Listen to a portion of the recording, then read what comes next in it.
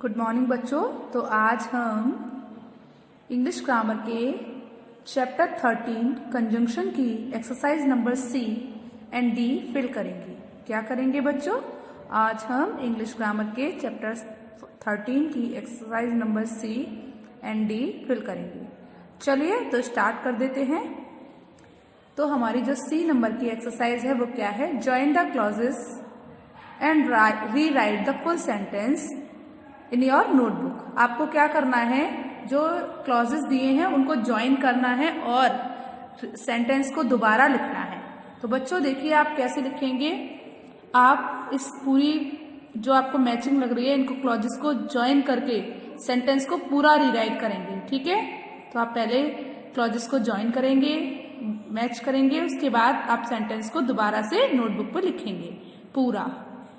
ठीक है, तो join the clauses and rewrite full sentence in your notebook, मतलब आपको क्लॉजेस को ज्वाइन कर कर अपने नोटबुक में फुल सेंटेंस को दोबारा लिखना है। ठीक है, तो जो हमारा पहला क्लॉज है वो क्या है?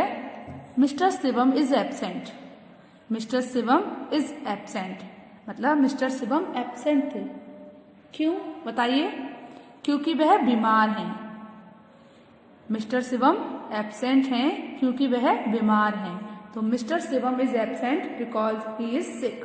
मिस्टर शिवम एब्सेंट हैं क्योंकि वह बीमार हैं। तो इसका क्लॉज इस वाले क्लॉज से मिल गया। अब आप इसको जब अपनी नोटबुक पर लिखोगे तो कैसे लिखोगे? Mister Shivam is absent because he is sick. समझ आया? ये एक पूरा सेंटेंस हो गया। ठीक है, चलिए अब हम सेकंड नंबर का देखते हैं। तो सेकंड नंबर का क्या है? They went to market. They went to market, मतलब वे बाजार गए। वे बाजार गए। क्यों गए? अब देखते हैं। And purchased two notebook. And purchased two notebook. वे बाजार गए और 2 नोटबुक खरीदी। उन्होंने क्या खरीदा? वे बाजार गए और उन्होंने 2 नोटबुक खरीदी। तो ये जो हमारा सेकंड वाला स्टेटमेंट है, सेकंड वाला जो क्लॉज है वो किससे मिला? And purchased 2 books. They went to market and purchased 2 book, मतलब वे बाजार गए और उन्होंने 2 किताब खरीदी। समझ आया? वे बाजार गए और 2 किताब खरीदी। तो वे बाजार इसलिए गए क्योंकि उनको 2 किताबें खरीदनी थी। तो यहाँ पर हमने कंजंक्शन जो है वो एंड का यूज किया है। तो आपको इस सेंटेंस को कैसे लिखना है? They went to market and purchased 2 book. They went to market and purchased 2 book. Okay, books. चलिए अगला देखिए। तो जो आपका थर्ड नंबर का सेंटेंस है वो क्या है? He bought a television. He bought a television, मतलब उसने एक टीवी खरीदी। But Raja is tall, wrong. But rested for a while, नहीं है। But naughty because he loves to watch movie. He bought television because he loves to watch movie, मतलब उसने एक TV खरीदी क्योंकि उसे फिल्में देखना पसंद था, या वह फिल्में देखना पसंद करता है। उसने टीवी क्यों खरीदी? क्योंकि वह फिल्में देखना पसंद करता है। तो he bought a television because he loves to watch movies. क्या समझ आया? He bought a television because he loves to watch movies. तो बच्चों आपको इस सेंटेंस को कैसे लिखोगे? अब आप बताइए। He bought a television because he loves to watch movie. ये फुल सेंटेंस हो गया। चलिए अगला सेंटेंस देखिए। अगला सेंटेंस क्या है? Ali went home. अली घर गया। And rested for a while. और कुछ समय के लिए क्या किया उसने? मतलब आराम किया। Ali went home and rested for a while. ठीक है, तो यहाँ पर अली किससे जुड़ा? Ali went home and rested for a while. तो आपको ये पूरा सेंटेंस कैसे लिखोगे? Ali went home and rested for a while. चलिए अगला देखिए। Ravi is short. रवि छोटा है। बट राजा इज टॉल, लेकिन राजा लंबा है। तो यहाँ पर क्या हुआ? Ravi is short but Raja is tall. Ravi तो छोटा है लेकिन जो राजा है वो लंबा है ना? तो यहाँ पर जो आपका 5th नंबर का सेंटेंस है वो पूरा कैसे होगा? Ravi is short but Raja is tall. Okay, तो रवि छोटा है लेकिन राजा लंबा है। चलिए अगला सेंटेंस देखिए। अगला सेंटेंस क्या है? Sam has a cat. मतलब क्या हुआ? सैम के पास एक बिल्ली है। ठीक है, अब बताइए, Sam has a cat, Sam के पास एक बिल्ली है, एंड अ डॉग, और एक कुत्ता है। तो क्या होगा? Sam has a cat and a dog, मतलब सैम के पास एक कुत्ता और एक बिल्ली है, या फिर सैम के पास एक बिल्ली और एक कुत्ता है। तो जो आपका 6 नंबर का सेंटेंस है वो पूरा कैसे बना?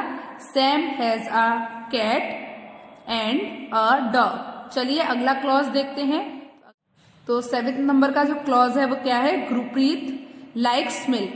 मतलब गुरप्रीत है उसको, गुरप्रीत को दूध पसंद है, बट नॉट टी, लेकिन चाय नहीं। तो Gurpreet likes milk but not T, मतलब गुरप्रीत को चाय पसंद करती है, लेकिन गुरप्रीत दूध पसंद करती है लेकिन चाय नहीं। तो यहाँ पर पूरा सेंटेंस क्या बना आपका? 7 नंबर का सेंटेंस बताइए क्या बना? Gurpreet likes milk but not T. क्या बना? Gurpreet likes milk but not T. Gurpreet को दूध पसंद है लेकिन चाय नहीं। चलिए अगला देखते हैं। तो अगला क्या है? The plant dead. मतलब क्या हुआ? द प्लांट डेड, मतलब पौधा मर गया। क्यों मर गया? क्योंकि इट वॉज नॉट वाटर्ड, क्योंकि उसको पानी नहीं दिया गया। समझ आया? तो water the plant dead because it was not watered. The plant dead because it was not watered, मतलब पौधा मर गया क्योंकि उसे पानी नहीं दिया गया। समझ आया? क्योंकि इसे पानी नहीं दिया गया। तो पूरा सेंटेंस क्या बना आपका 1 नंबर पर? The plant dead because it was not watered. The plant dead because it was not watered, मतलब पौधा मर गया क्योंकि उसे पानी नहीं दिया गया। तो बच्चों, आपको C नंबर की एक्सरसाइज समझ आ गई। आपको क्या करना है? पहले जो क्लॉजेस दिए हैं उनको एक दूसरे से ज्वाइन करना है और फिर पूरा सेंटेंस लिखना है। और फिर क्या करना है? अपनी नोटबुक पर दोबारा से पूरा सेंटेंस लिखना है। जैसे कि mister Shivam is absent because he is sick. तो ये पूरा सेंटेंस है, इसको आपको एक साथ लिखना है। ओके, चलिए तो अब हम अपनी अगली एक्सरसाइज देखते हैं। तो D नंबर की एक्सरसाइज क्या है हमारी? देखिए,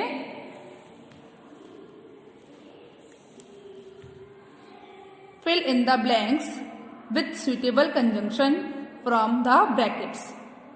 मतलब क्या है? आपको जो ब्रैकेट में कंजंक्शन दिखाई दे रही हैं उनमें से आपको जो भी कंजंक्शन यहाँ पर सुइटेबल है उसको फिल करना है। ठीक है, मतलब यहाँ इस सेंटेंस में फिट बैठ रही है उस कंजंक्शन को आपको यहाँ लिखना है। चलिए देखते हैं। तो जो हमारा फर्स्ट सेंटेंस है वो क्या है बच्चों? Rahul couldn't come for the match. Rahul match के लिए नहीं आ सका। Rahul couldn't not come for the match, मतलब राहुल मैच के लिए नहीं आ सका। लेकिन वह बीमार था या क्योंकि वह बीमार था। बताइए आप, क्या फिट हो रहा है, क्या सूट कर रहा है यहाँ पर? कौन सी कंजंक्शन सुइटेबल है? लेकिन, बिकॉज ही वॉज इल, क्योंकि वह बीमार था। राहुल मैच के लिए नहीं आ सका क्योंकि वह बीमार था। तो यहाँ पर हमारी कौन सी कंजंक्शन फिल हुई? Because, BECAUSE। बच्चों, आप लोगों को भी ऐसे ही साफ साफ और सुंदर राइटिंग में लिखना है। ओके, चलिए अगला देखिए। तो जो हमारी 2 नंबर का सेंटेंस है वो क्या है? यू मे ट्रेवल विद मी। तुम मेरे साथ यात्रा कर सकते हो। तुम मेरे साथ यात्रा कर सकते हो। Blank, you will have to pay for your ticket. तुम मेरे साथ यात्रा कर सकते हो लेकिन तुम्हें अपनी टिकट पे करनी होगी। लेकिन तुम्हें अपनी टिकट पे करनी पड़ेगी या करनी होगी। तो बच्चों बताइए, यहाँ पर हम एंड फिल कर सकते हैं क्या या फिर बट फिल कर सकते हैं? बताइए कौन सी कंजंक्शन आएगी? बट। तुम मेरे साथ यात्रा कर सकते हो लेकिन तुम्हें अपनी टिकट के लिए पे करना होगा, मतलब तुम्हें अपनी टिकट के लिए जो बिल आएगा वो चुकाना होगा। समझ में आया? You may travel with me but you will have to pay your ticket. ठीक है, पे फॉर योर टिकट, तुम्हें अपनी टिकट के लिए पे करना होगा। चलिए अब हम अपना थर्ड नंबर का सेंटेंस देखते हैं। तो थर्ड नंबर का जो सेंटेंस है वो क्या है? Sanjay kept his balance on a ladder. Sanjay kept his balance on the ladder blank he would fail. क्या हुआ बताइए बच्चों? संजय ने रखा अपना बैलेंस लैडर पर, मतलब संजय ने लैडर पर अपना बैलेंस बनाए रखा। ब्लैंक ही वुड फॉल, वरना वो क्या हो जाएगा? अदरवाइज वो गिर जाएगा। तो यहां पर हम क्या फिल करेंगे बताइए? अदरवाइज। अगर उसने अपना बैलेंस लैडर पर मतलब सीढ़ी पर बनाकर नहीं रखा तो क्या होगा? वह गिर जाएगा। ठीक है, तो Sanjay kept his balance on the ladder otherwise he would fall. समझ आया? क्या हो जाएगा? वरना वह गिर जाएगा। तो यहां पर कौन सी कंजंक्शन फिल हुई? अदरवाइज। समझ आया आपको? Sanjay kept his balance on the ladder otherwise he would fall. चलिए अब हम अपना अगला सेंटेंस देखते हैं। तो अगला सेंटेंस क्या है? Blank you do not apologize to Sakshi, she will not remain your friend. यदि तुम साक्षी से माफी नहीं मांगते हो तो वह तुम्हारी फ्रेंड नहीं बनेगी। अगर तुमने साक्षी से माफी नहीं मांगी तो वह तुम्हारी फ्रेंड नहीं बनेगी। तो बताइए आप यहां पर क्या लगाओगे? इफ या दो? If you do not apologize to Sakshi she will not remain your friend, मतलब यदि तुम साक्षी से माफी नहीं मांगते हो तो वह तुम्हारी फ्रेंड बनना पसंद नहीं करेगी या वह तुम्हें अपनी फ्रेंड बनाकर नहीं रखेगी। ठीक है, तो if you do not apologize to Sakshi she will not remain your friend. Okay, चलिए अगला सेंटेंस देखते हैं। तो जो हमारा 5th नंबर का सेंटेंस है वो क्या है? Please let us know blank you will come to the park in the evening. कृपया हमें बताइए कि तुम शाम को पार्क में आओगे। क्या करना है? कृपया हमें जानकारी दीजिए या बताइए कि तुम शाम को पार्क में आओगे। तो यहाँ पर क्या आएगा? सिंस आएगा या इफ आएगा? क्या आएगा बताइए बच्चों? इफ। क्यों? Please let us know if you will come to the park in the evening. Please let us know if you will come to park in the evening. क्या हुआ? Please let us know if you will come to the park in the evening. कृपया हमें बताइए कि आप शाम को park में आओगे। समझ आया? चलिए अगला देखते हैं। अगला क्या है? Blank we slept early we woke up late, मतलब हालांकि हम जल्दी सोते हैं लेकिन लेट उठते हैं या देरी से उठते हैं। तो यहाँ पर आप बताइए क्या लगाओगे आप? दो या वाइल? क्या लगेगा? दो।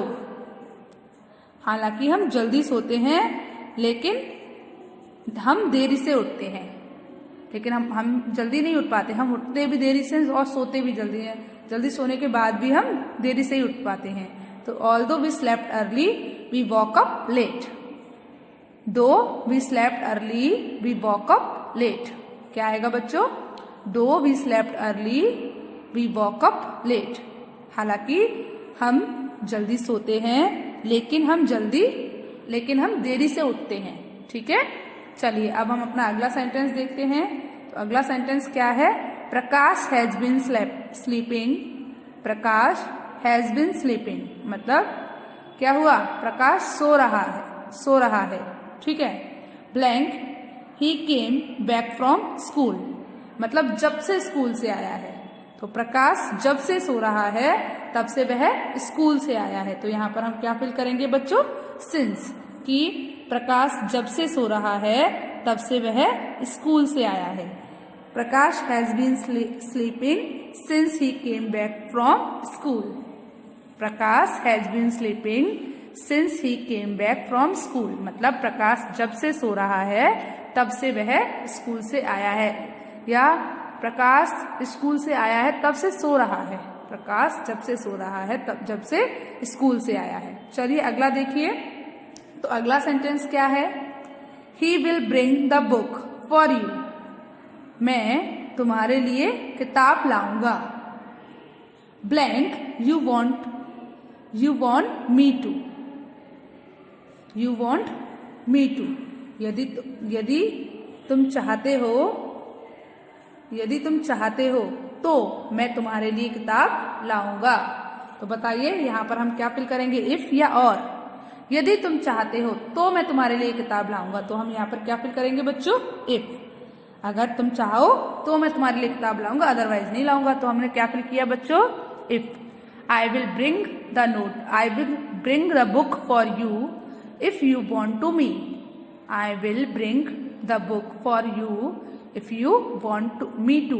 यदि तुम चाहते हो तो मैं तुम्हारे लिए किताब लाऊंगा। चलिए अगला सेंटेंस देखते हैं। तो 9 नंबर का सेंटेंस क्या है, blank the team tried it's best. मतलब टीम ने अपना अच्छा ट्राइड किया, मतलब टीम ने अपनी अच्छी कोशिश की, लेकिन इंडिया लॉस्ट द मैच, लेकिन भारत हार गया। हालांकि टीम ने अपना बेस्ट ट्राई किया, अच्छी कोशिश की, लेकिन भारत मैच हार गया। तो यहाँ पर हम क्या लगाएंगे बताइए, बिकॉज या फिर दो, बताइए क्या लगेगा। हालांकि टीम ने तो बहुत कोशिश की, तो यहाँ पर हम क्या लगाएंगे बच्चों, दो, THOUGH। दो the team tried it's best India lost the match, मतलब हालांकि टीम ने अच्छी कोशिश की, लेकिन भारत मैच हार गया।